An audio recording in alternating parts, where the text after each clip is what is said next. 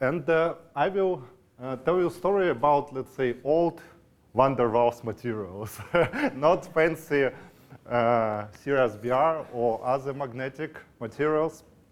I will tell you a story about classical, I think now, TMD, transition metal dihalcognite materials, and about optics in that materials. As you probably know from previous talks, maybe I will give you a short introduction still. I will not have too much spin physics in my talk. I hope it's not a big problem. But why these materials why they are very good? Because we have very strong spin-orbit interaction because of transition metals. Yes, and this is why, not like in graphene, we have splitting of different spin bands in conduction bands. It's quite small, like 10 MeV, and okay, thank you. And in valence band, it's even larger. This is like around several hundreds MeV, and this is why we can talk about spin valley physics in these materials. Yes, and moreover, what is interesting, yes, because it's like graphene with gap because of absence of the inversion symmetry. We have this gap, and we can excite excitons. Yes, and what is good about these excitons that in one valley, let's say K plus or just K, we have sigma plus transition, and in K minus or K prime, we have sigma minus transition. This is why with optics, yes, with some magnetic fields, we can censor what would be the polarization in our system. And all this good knowledge about this matter, that we have quite a large binding energy. In the beginning, I think it was super large, like 500 MeV. I think in serious BR it's also now large, but it's continuously decrease and decrease. You know, now we say 100 or 200. Like, but still, it's good enough to measure them even at room temperature. Yes. Okay. And for TMD, usually we use these 5 materials, like 3 from molybdenum compounds, yes, and 2 from tungsten. And as a halcogenide, we can use sulfur, selene, or tellur. Yes, and these are in optics, yes, around 1 point something eV for exciton band gap. And in monolayer case, they are, let's say, direct semiconductors. Okay, this was monolayer. And as you know, maybe from this work, it's the usual slide for all these van der Waals material talks, that you can stack them. Yes, as you know, we can use graphene as a metal, HBN as a dielectric material, and you can stack them in, let's say, just classical way when you have just 2 different compounds, yes, of material. But now we add 1 more degree of freedom, it's orientation. And you see, if you take just 2 layers, even if it would be layers of the same time, homobile layers, and you twist them, you will have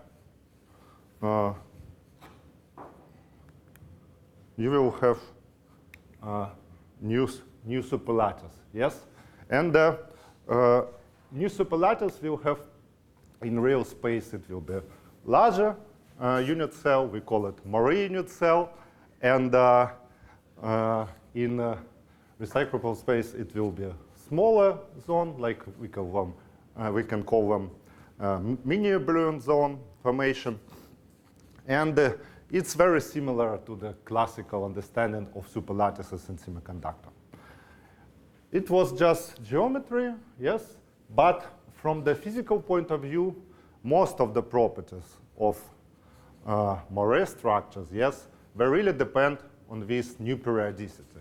And many models done by MacDonald and his colleagues, and the idea is trivial, that you know the symmetry of superlattice, you go to the lowest possible expansion in harmonics for your potentials, yes? And you just introduce effective potential for everything, yes? You introduce it for conduction band electron potential, yes? You can introduce it for holes, and you can do it also for excitons. Moreover, this is not only like effective potential, but also interlayer Thalen will be modulated by this, not potential, but it will have the same symmetry as your superlattice. And you can do it in two ways. Yes, you can twist your structure. If you have heterostructure, you will have usually large enough lattice mismatch. And again, you will observe new superperiodicity in the structure. Good. And today, I will present you two heterostructures. And we took them especially because of very interesting effect, which is, let's say, resonance in conduction bands. Yes?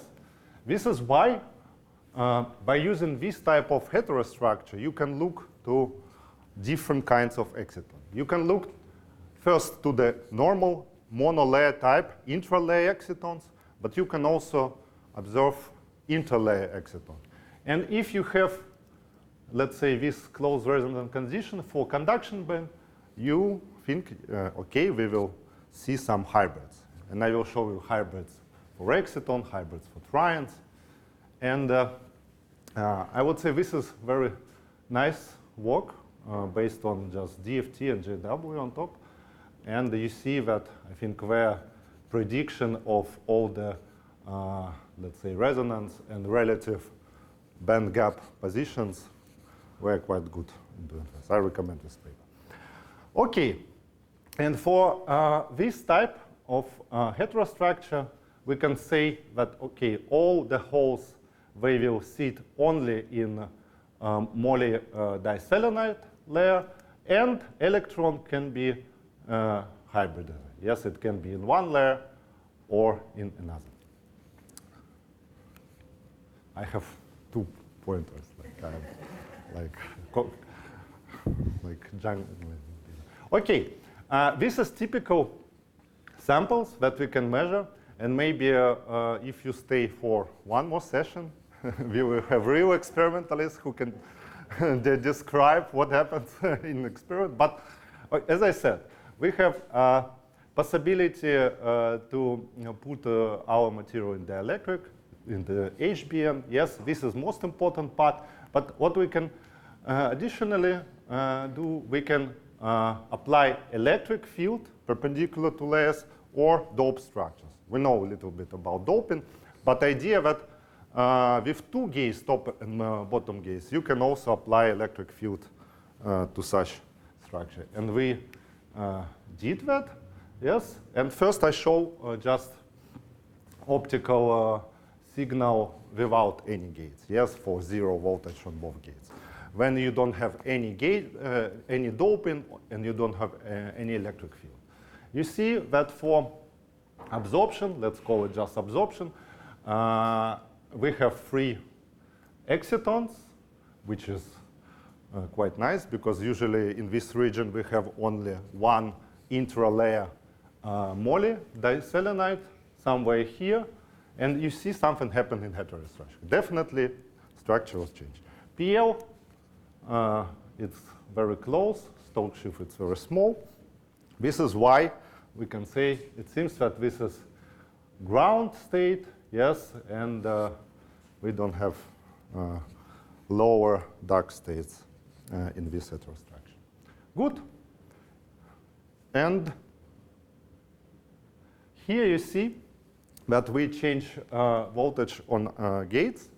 We apply effectively electric field perpendicular to the layer. This delta V, you can think about just electric field, yes? And what happened with these 3 peaks? First 2, M1 and M2, they seem quite stable.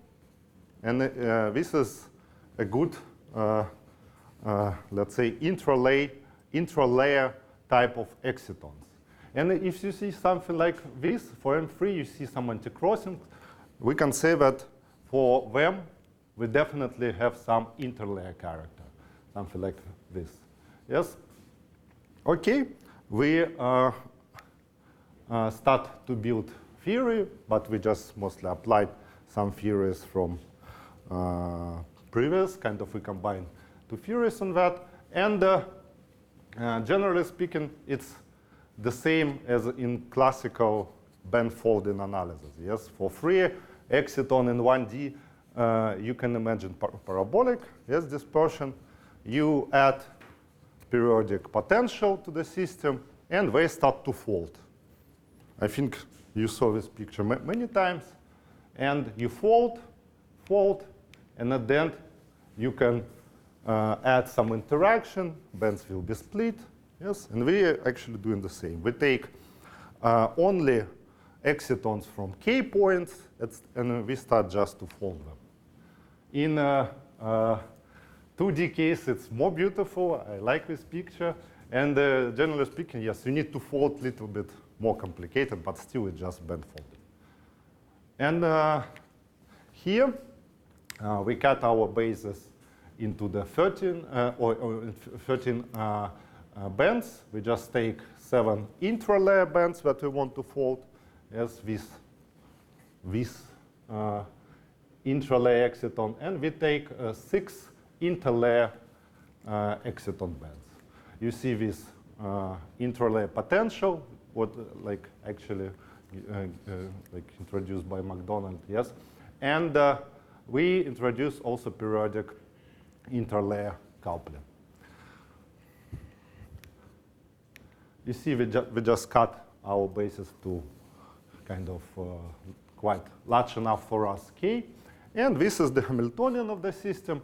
This pink block is just intralayer folding, yes, to the like 7 bands were folded. This is just potential. But electron and exciton, kind of, you can say that it can be tunneled, yes, because of this term T. And we fit model. I would say it was quite good fit.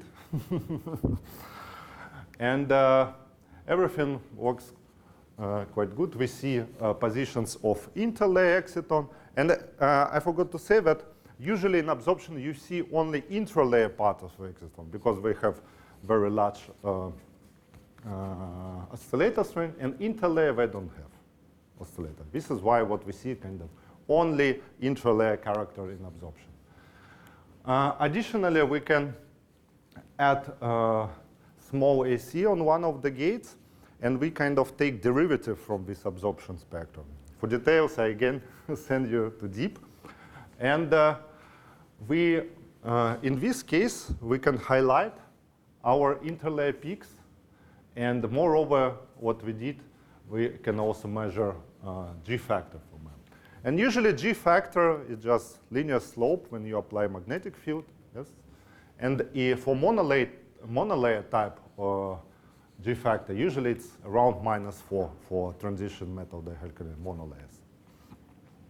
And you see that it's really not 4, especially at the places when we have this crossing from the interlayer excitons. This is one more argument that our model is good and predictions are correct. Maybe you see some good overlap and things, but still it's quite noisy spectra. Yes, it's hard to say that we have exact match, and model still quite simple, but I think it's good. Okay, and one prediction from the theory, which will be quite important for next talk of deep, not the next, I don't know what is the order, yes, but in the next session. That from theory, we can predict positions of these M1, M2, M3 exciton. And it's nice because at the end, we will use this knowledge when we measure, let's say, when we dope structure, yes? And we will have knowledge about real positions of these excitons in future. Just remember that all of them, they have just, these are high symmetry points, yes, and they mostly localize around 3 different high symmetry points. And this is small kind of introduction to this deep talk, like, because we can apply electric field, but we can actually add electrons to structure, yes? And by adding electrons, because electrons, they also see this periodic modulation of potential, they will be also localized only in special spots in the structure. Okay, this was first heterostructure. As I said, we can apply electric field. We can change hetero structure type. Yes, it can go from type 1 to type 2. For special electric field, we know about real space character of exciton. This is why you can use them in future for what we call of quantum simulation or implementation, I don't know, Hubbard models. This is motivation, yes? Okay, second structure. Previously, and you can stop me, I don't know, it's okay? Yes, okay. Previous structure, we put our system to the hybrid regime with electric field. But you can find another heterostructure, yes? Now we have 2 moly compounds, telluride and diselenide. They have quite large lattice mismatch. And this is why, even for 0 twist angle, you will have moiré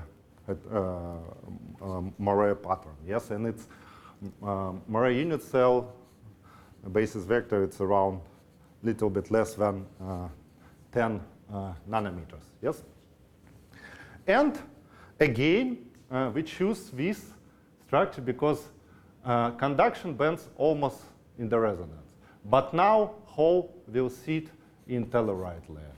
It's very close idea. Yes, it's just you choose compounds because of their relative band gaps.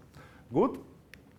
And if previously we tune our structure by electric field, here we change twist angle. But it's not fancy changing of twist angle like some people can do now with yes, it's not so fancy. We just have many samples, more than 20 samples. And we can say, okay, we were already twisted, but you see with twisting, you change the periodicity of system. Maybe meditate a little bit on this picture, but yes, you can change, at least you can change size of your superlattice. And again, we can do optics. We measure photoluminescence and absorption. And here we have only 2 excitons. And again, these excitons are hybrid nature. And what is good, they are already hybrid for 0 twist angle, and they are hybrid for 0 electric field. It's also, let's say, quantitative difference on tunneling amplitude. It seems that in this material it's huge, and this is why even you don't have very good resonance condition, it will be quite a good hybrid. For example, here you see oscillator strength, and you see like they just exchange it. And in this point, and in this point for these 2 twist angles, you have 50-50 hybrid, yes, which is good. You just really control hybridization level just by twisting your structure.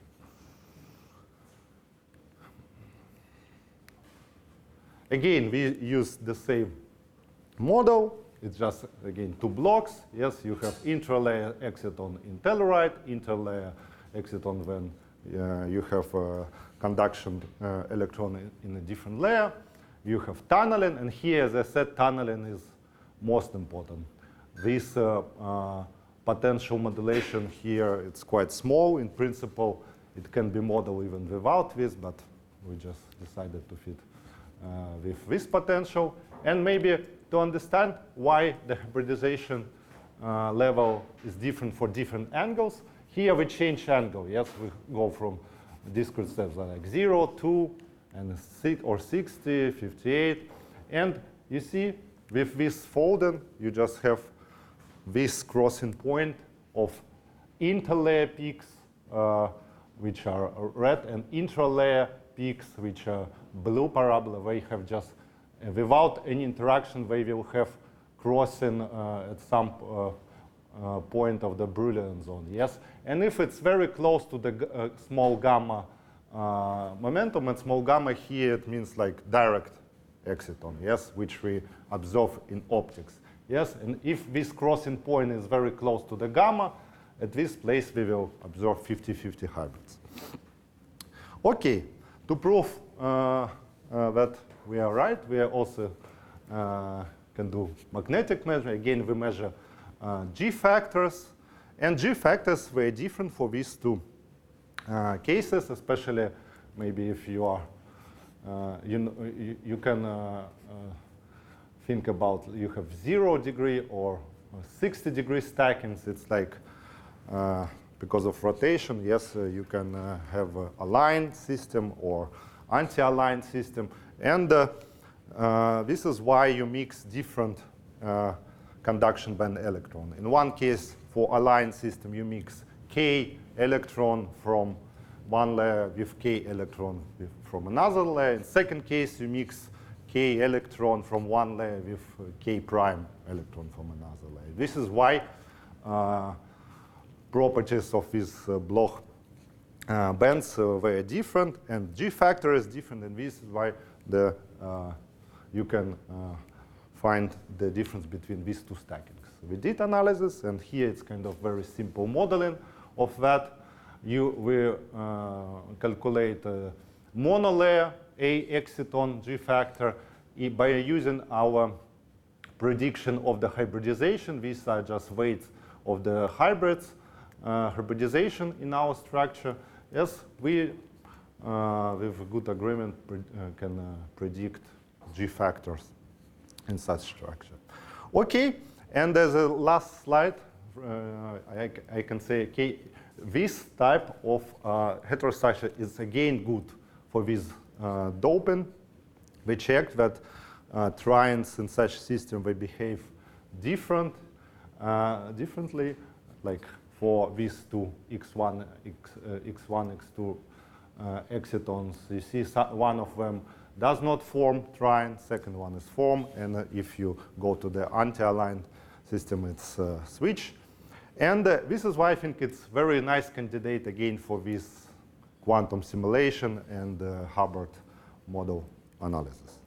Okay, I think you now know enough about this heterostructure and Team D materials. And I need to thank my group, because I just did most of the theory in these papers. And our professor Alex, Deep is here, and in the photo. Yes, he did with Borislav, and Johannes, they did with moly diselenide tungsten disulfide structure. Most of the optics for telluride sample done by Shen. And thank you very much.